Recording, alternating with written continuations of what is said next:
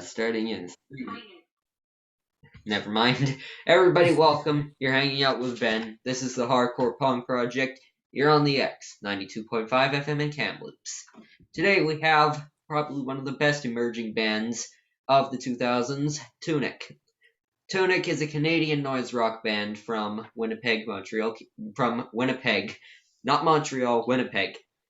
Today we have frontman and guitarist David Schellenberg. It's true. Hi, Ben. Hi. Thanks for having me. You're welcome. First off, are you okay with the teen interviewing you? Of course, absolutely. Okay. Now, we won't be able to talk about all the tracks today, but we'll get through a few for sure. These are tracks from the upcoming album Quitter, which comes out October 15th on Artifact Records. Okay. First track is Apprehension. For those who don't know, apprehension has lots of different meanings, but it mostly means scared or anxious that something bad will happen. Is that what this song is based around? Yeah, more or less. I guess the line itself is, I had no apprehension.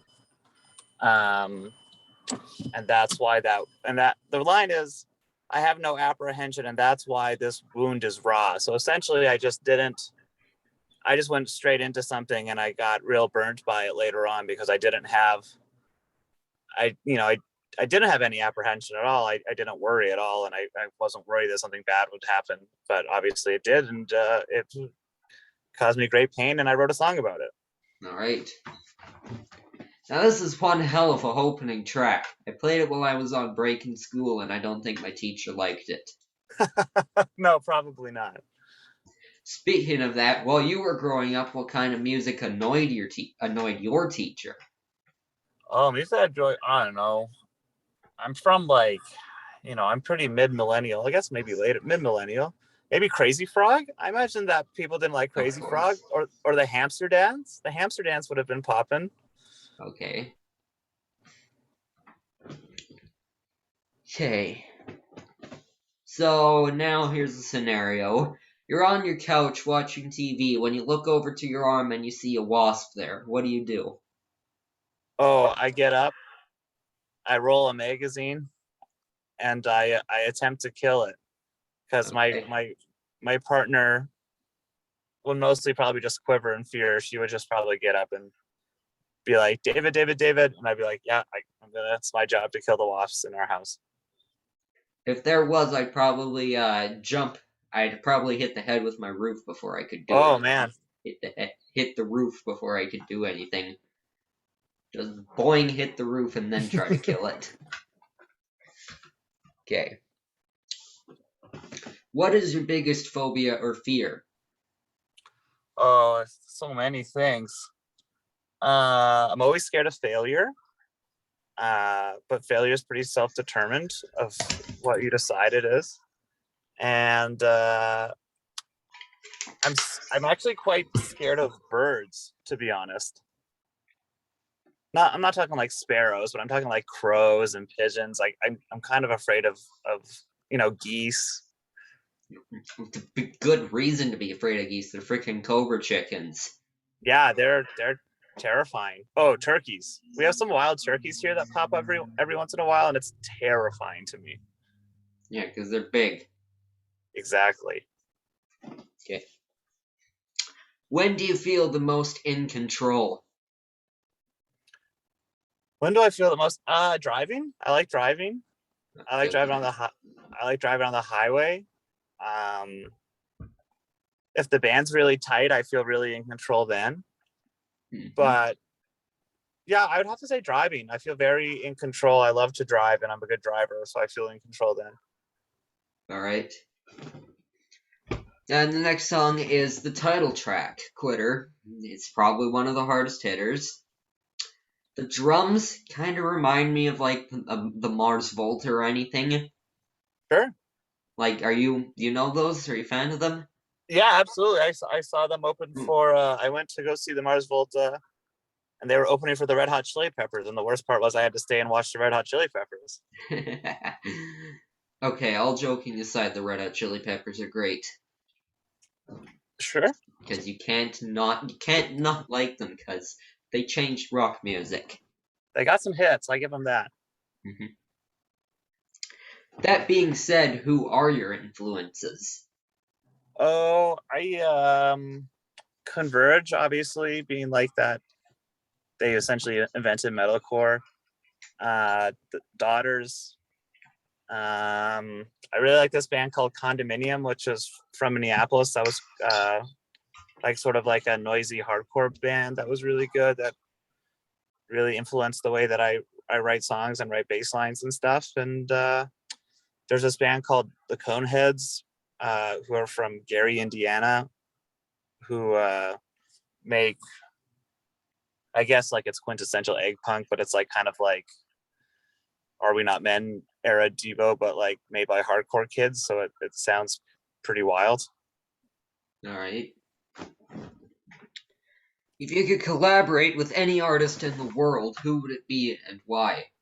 Oh, that's a good question. Who would I collaborate with and any reason why? I don't know. I have to think about this for 1 second. Who would it be? I don't know. It'd be fun to do something with like Caribou, like with Dan Snaith, like just because I think it'd be pretty wild for me to make the noisy hardcore music that I make with someone who like makes house music. I think that would be pretty cool. All right. I'm trying to think about someone else that I want to collaborate with, but that's probably the best person. Okay. Which one describes you most? Spontaneity or stability? Oh, stability, absolutely. Okay. And why? Why? I lived with really bad anxiety for a long time, and still do. But I would rather. I'm quite scared to try new things, so that's not a very spontaneous thing to do, in my opinion. Is to like I just like to stay put and be kind of collected and calm and have everything that I need to succeed. Mhm. Okay. Next song is Reward of Nothing. This is pretty good. Your vocals are perfect for this type of music. Thanks. Just pure rage and anger. That's how it should be. Hell yeah. Is this how you express your inner feelings? Absolutely, 100%. All That's right. what Tunic. That's what Tunic's all about to me. What's the song about? Reward of Nothing. Reward of Nothing. This is a funny song to discuss with someone who legally can't drink. Is about uh, having a slight dependence on alcohol and how it kind of coddled me into a world that I thought I wanted to belong into, but it turns out that I didn't actually need to belong to it at all. So sort of drinking itself is it's a reward of nothing. All right. Now, you have been given a spider monkey that must live with you, not caged, just running free in your home as a reward of nothing. Sure. As if you would you take this monkey home for a month? And yeah, Yeah, I guess like my girlfriend really wants a pet, so I guess I would take it home for a month. She's not at home very often, but I will, I guess I'd be the one taking care of it. Yeah, sure, why not? I'll give it a yeah, shot. yeah. The tiny yellow monkeys that you see in zoos sometimes. Oh, then absolutely. All right. What have you learned about life as a kid? Or I mean, from a kid. My bad. What have you learned Uh, about life from a kid? that my parents don't really know what they're doing. That everyone every day is just figuring it out. And I remember that blew my mind when I found that out. I always thought that like my parents were this all-knowing, they knew everything, and then I just realized that they didn't know everything, and I just blindly followed them as a child. And everybody is just trying to figure it out all the time. All right. No, this is just a funny moment. How many takes did you have to do for the music video for Exhaling while they littered you with condiments and burger pieces? That's one take. We What? only had we only had one shot. We only had one chance to do it. It was probably hard. It was, yeah, that's why I wiped my face in it, because I couldn't breathe, because I got all these condiments in my nose. And therefore, all of a sudden, I felt that I couldn't breathe. And I was like, I'm not going to make it through the rest of this song. And so I wiped my mouth. And then I guess to be honest, man, we did 3 takes. We did one with me clean, one of them putting the stuff on my face, and then one where I did the vocals with all the food on my face. So 3. All right. Now the next song is aptly "Stuck." Was this influenced by the video at all? Did any of that corn get stuck up your nose? No, these are all recorded at the same time. No. I know it. Okay. I like this bit though. Yeah. What's the song about? Stuck is a song about a house that actually Dan and I both lived in, but not at the same time. Called the Arlington House, which is a punk house here in Winnipeg. And there was a guy, Kip, who lived there, who was a little bit stuck, if you will. He continued. He kept getting older, and his roommates sort of remained the same age, and he was sort of, stuck working dead-end jobs, and sort of had some alcohol dependency that he was sort of stuck on, and so it's sort of about my experience of living there and living with someone like that. All right. As a Canadian artist, do you think that it's harder to have your music recognized internationally? Yeah, I would absolutely say so, especially within the genre that Tunic exists in, just because, I guess a bit of Canada is known for having punk, like, and good, rock or hardcore or whatever. We got Mets, we got Propaganda, especially Propaganda being from here, Ken Mode being from here.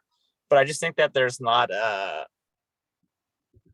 being from New York means a lot more than it means to be from a town that no one's ever heard of. If you had everyone in Canada's attention for 30 seconds, what would you say? Right now, I'd tell them all to get vaccinated and to stay apart from each other and wear a mask. And I want to be able to do my job again, and all those people want to be able to see live music again. So I would tell them that you gotta, love each other, get vaccinated, don't be an idiot. All right. Don't vote PPC. I guess the election's over now, but Yeah, I think they actually suspended Maxime Bernier's Twitter account. Oh, did they? I didn't see that. That rocks. Yeah, I'm pretty sure. 10 minutes alone, 10 minutes in a room alone with one of your biggest musical influences. Who would it be and what would you talk about? Oh, who would it be and what would we talk about? I've actually been kind of fortunate enough that, so through my job that I did prior to the job I have now, I worked as a concert promoter. So I got to spend a lot of time with people whose music I really appreciated. And I really realized that none of those people want to talk about their art or have someone sort of freak out on them. So I kind of just talk to them about what their hobbies are and tell me about their kids and stuff like that. Cause it's more important for me to make to not just sort of be like, tell me about everything that you've ever done that I want to know so badly about. I'd rather just have a conversation with the person. Yeah. All right. Who would it be? Oh, who would it be? Who would it be? I don't know. I guess Stephen Malkmus from Pavement would be cool. Okay.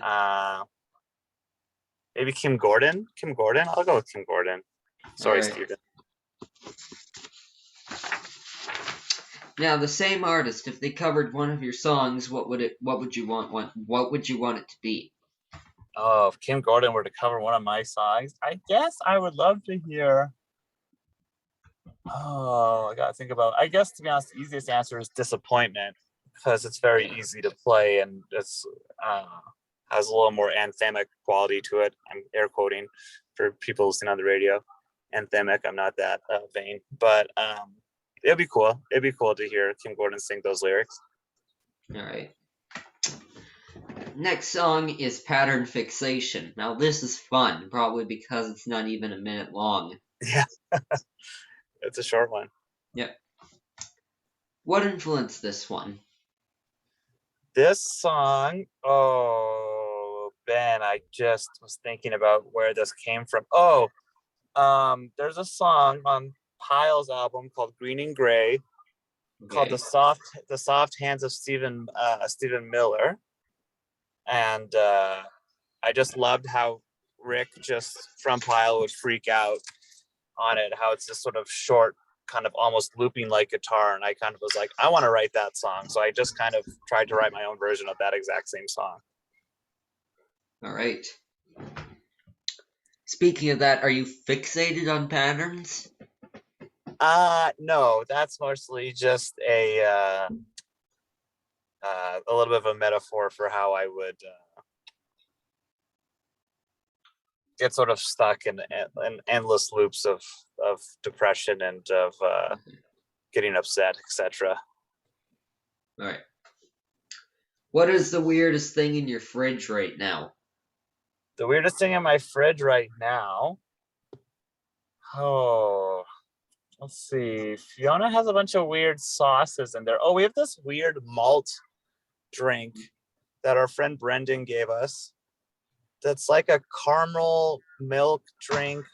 I know that sounds good, but it's not good. And it's just like it's in a beer bottle. I don't know. It's super weird. I can't even describe it really, but it doesn't seem appetizing. Okay, so just some random malt. That's what it'll be. Yeah. Okay. What is the weirdest thing you've ever eaten? Oh, weirdest thing I've ever eaten. I was pretty picky eater as a kid, and now I'm vegan. So I I don't know. I guess I had haggis when I was a kid. I guess when I went to Scotland as a child. So I guess we'll do haggis. I have no idea what that is, and I'm Scottish, so I feel defeated. I'm sorry. Yeah, you're gonna have to Google it. I believe it's a lamb's stomach cooked within itself. I can't remember. It's something quite odd like that. Okay. You'll have to Google it. It's Yeah. gross. Okay. How would you describe the band as a food or a drink? Oh, this was fun. I like this. Something that's loud and obnoxious. So, like, as a drink, part of me wants to say Mountain Dew because Mountain Dew is loud and obnoxious. Yeah. Yeah. Or like a berry blast or something stupid like that. And as a food, I guess I would say like a really, really spicy, like black bean patty burger thing. Because it's because the band is rooted in organic sounds. We don't really use too much like synthesizers or anything like that. So that's where the earthy tones would come from. And then just because I don't eat meat, I'll pick a veggie thing. All right. Now, the last song we're going to talk about is Fake Interest. Is this a song about social media?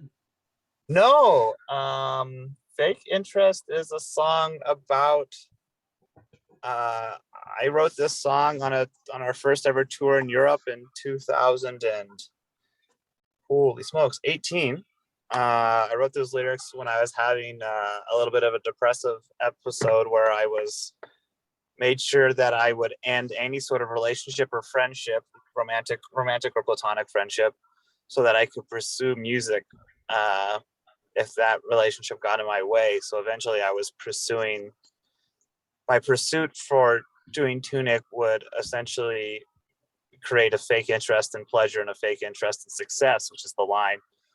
And so really it's just about how I would push people away so that I could pursue my art, but pushing people away also made me sad. So it's, it's extremely convoluted, but that's what it's about. All right, I get it. Now, I was checking out your Facebook page to see if I could get any info, and since Rory is no longer in the band, and you It's kind of true. have and don't have a bass player, it says if you Correct. want to play bass with us, just ask. Okay, so That's true. when and where? When and where? I Send a got a vid. wall of basses behind me. I can see that. You got one of these Ernie Ball music mans is what it looks like back there. Yep, that's Stay Hell yeah. right. Yeah, and just you send me a bit of you playing a tune, and if it's good, we'll make it happen. Okay, but you'll have to come to British Columbia because that's where I live. That's fine. And I can't leave the town because I'm not vaccinated yet. All right. Right, I guess you're right on the bubble. Alright. What's the most embarrassing thing that happened to you during a gig? Oh. Does it have to be a Tunic gig or can it be another gig? Anything. Okay. I got kind of two things here. Once, the very first time I ever played London, England was in 2011 with this band Les Jupes. I would have been 20, 19. And the frontman broke a string.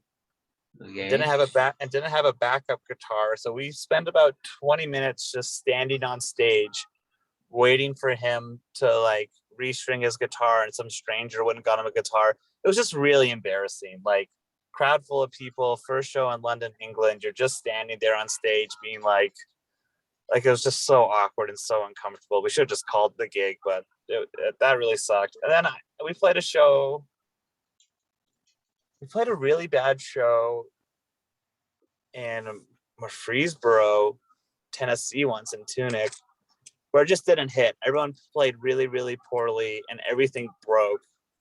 And we accidentally broke the guy's ceiling fan when Roy took off his bass. The ceiling fan blade smashed the head of the bass, and then the two blades off the ceiling fan fell over, and we're like, "Oh shit, we're so sorry." So that was those two. Those two were embarrassing. All right. If you could put anything in a time capsule that would not be opened for 30 years, what would it be and why? What would it be and why? I think I have an original. I have a Nintendo 64. And I know that's a very stupid thing to answer, but I was trying to think about like old technology. I guess I have a Nintendo, like an original NES. I'm not even a big video games person, but I think it would be cool to put really, really old technology into a time capsule. And so that 30 years from now, you can be like, how embarrassing is this that this computer chip is so big and now every computer chip is, so small. So that would kind of be something. All right. Now, this is the last question I've asked all my artists. So, almost 50 or 60 or something like that. Cool. I've interviewed. So, will you accept a challenge from me? Of course. Okay. The challenge is a cover of Pump It Up by Elvis Costello in your style. Oh. It's a mild-mannered song that you could totally mess with. Do I have to do it right now? No, not right now. Take your time. Oh, okay. Anytime. Okay, yeah, sure. No, that's not rips. I saw Elvis Costello, I guess, probably 9 years ago, and it rocked. So, yeah, I'll find Tunic will make a cover of Pump It Up. I would be into that. All right, and also upload it to YouTube. Okay, this is when it's gonna get. Yeah, okay, that's Yeah. fine. I could do that. And also for the video, you should practice standing on your ankles. It's a thing that he did it's a thing he did in the original music video. Okay, he was a lot thinner then, if I recall. He was a very tiny, wiry man. That Elvis Costello. I have a metal plate in one ankle, so we'll see if I can do that or not. But for you, I'll try. Okay. Well, that's all the time I have. I have a busy day today, and I'm sure you do as well. So thank you, Dave, for joining me here on the X. Hey, thanks so much for having me, Ben. I really appreciate you taking the time. Yep. Stay safe. Be well. Thanks. Bye-bye. Bye-bye.